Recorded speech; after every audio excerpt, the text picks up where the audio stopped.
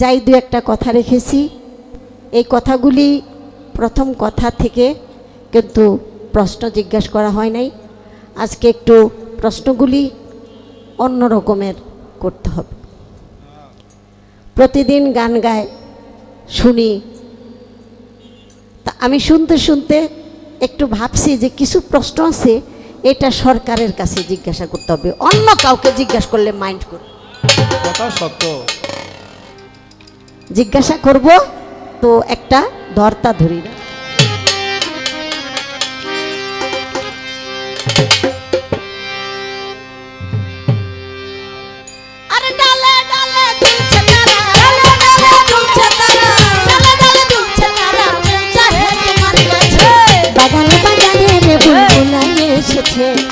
বাগানে বাগানে রে বুলবুলা এসেছে,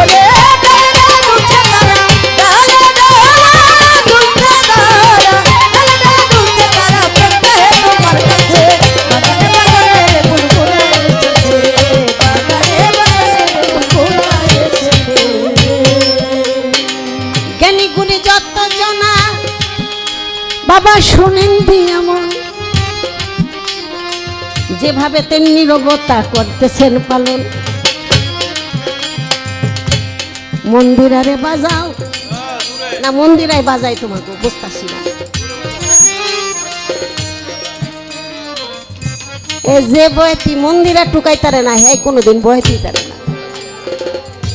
মন্দিরা মানে মন দিয়া তারপরে বাজা।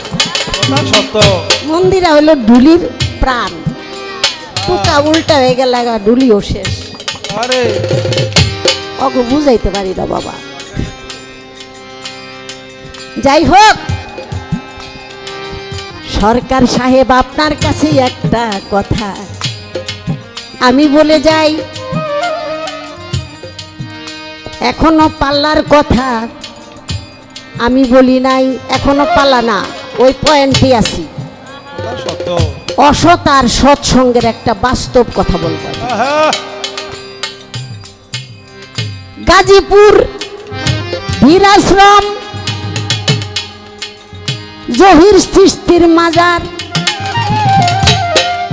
সেই দরবারের খাদিমদার বদর চিশতি নাম তাহার।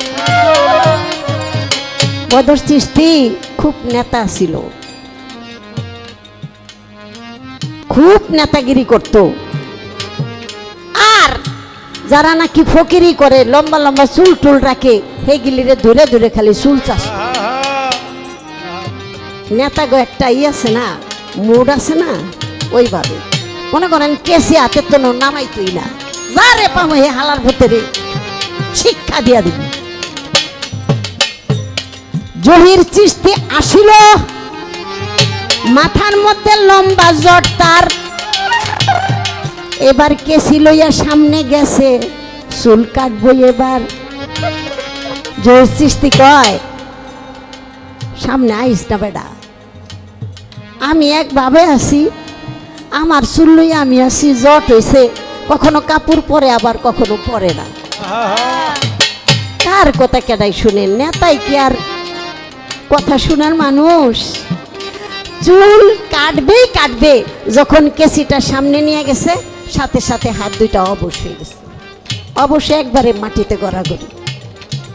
তখন কানতেছে, বাজান আমারে মাফ কইরা দেন, আমারে মাফ কইরা দেন, আমারে যদি মাফ না করেন তাহলে আমি হয়তো আর কোনোদিন দাঁড়াইতে পারবো না। তখন বলল কি, যেটা কাম করবে না, তোর তো খুব মান ইজ্জত না, তোরে সবাই সালাম করে, খুব ইজ্জত দেয়, তুই মাপ পাবি একটা কাজ করলে। কি কাজ? সিএনবির ঘাটে পতিতালয়, তখন সিএনবির ঘাটেই ছিল পতিতালয়, তুই 6 মাস পর্যন্ত থাকবি, 6 মাস পর্যন্ত ওই জায়গায় ডিউটি করবি, অটুট থাকবি, অখণ্ড থাকবি। তারপরে যদি মাপ করন লাগে মাপ করুন, পরে আগে যা ঘুরায়। শোন, 6 মাস পরে এক পতিতা তোর গালের মধ্যে সর মারবো, সর মাইরা কইব, কিরে গোলাম কেমন কাটাইলি? আরে যখন এক পতিতাইয়া তোরে থাবড় দিব সেদিনই তুই মুক্তি পাবি। কথা সত্য। চলে গেল সিএনবির ঘাটে, ওই জায়গায় ডিউটি করতে লয়। কত মেয়েরা খুশাখুশি করে কত বিষয়। এই কিরে তুই দি লড়াচড়া দেস না, খালি বইয়ে থাকলেই বেয়ানিকে মানুষে খালি বইয়ে থাকুন লিগে আসে, তোর কোনো আকাঙ্ক্ষা নাই। আর সেই বদর চিস্তি বলতো, মারে আমি তোমার সন্তান, মা হইয়া সন্তানের কোনো ক্ষতি করো না। সন্তানের কাছে আসছি, সন্তান হয়ে আসছি মায়ের কাছে, আমার দ্বারা যেন কোনো খণ্ডের কাজ না হয়। আহা এইভাবে 6 মাস গেল গত হইয়া, অবশেষে একজন একটু মুরব্বী কিসিমের আয়া ঠাস করে একটা সটকানা মারছে গালে, ঠিক 6 মাস পরে। কিরে গোলাম, কালকার রাত কার বাইতে আসিলি? তখন সে ওই যে জহির চিশতি যে আদেশ করছে সে আদেশ মতে পালন হয়ে গেছে, 6 মাসও পুরো হয়ে গেছে, আর গালের মধ্যে সটকানাও দিয়া। কথা সত্য। তাহলে এখন বুঝতে হবে বাবা, যেই মেয়েটাই চটকানা দিল এই মেয়েটা কে ছিল? আরে কি বুঝতে আর বাকি আছে? আর বুঝতে নাই। বাকি নাই। কারণ ভক্তকে উদ্ধার করার জন্য তার গুরু যে কত রূপ ধারণ করে, কত জায়গায় যে যায়, যেই জায়গায় গুরু সেইটাই পবিত্র জায়গা। আহা সেখান থেকে সে আয়শা বলল, বাবা আমার ডিউটি শেষ হয়ে গেছে। তখন বলল, বাবারে ডিউটি তো শেষ হয়েছে, তোর তো আর কোনো কুলকলঙ্কের আর কোনো বড়াই ভিতরে নাই, শেষ। আহা এবার তুই, আমি তোরে ফহির বানাই গেলাম, এবার তুই ফকিরি শুরু কর।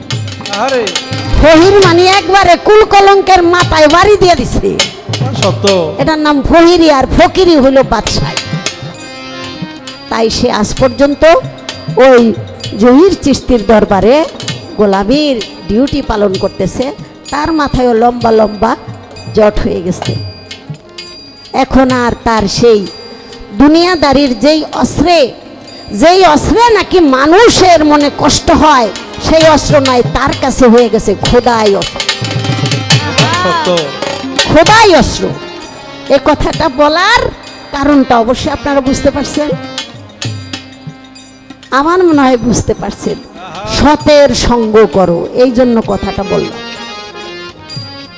যাদেরকে আমরা অসতী মনে করি, অসৎ মনে করি, কিছু কিছু ডিউটি আছে ওই জায়গায় গেলে সৎ হওয়া যায়। কথা সত্য।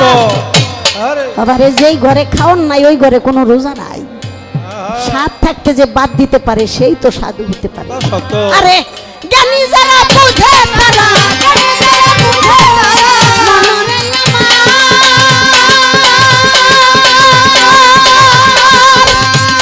আরে ওরে ভুলা, জ্ঞানী যারা বুঝে তারা, জ্ঞানী যারা বুঝে তারা, জ্ঞানী যারা বুঝে তারা, বুঝে তাই ভালোবেসে বাগানে বাগানে রে বুলবুলায় এসেছে, বাগানে বাগানে রে বুলবুলায় এসেছে।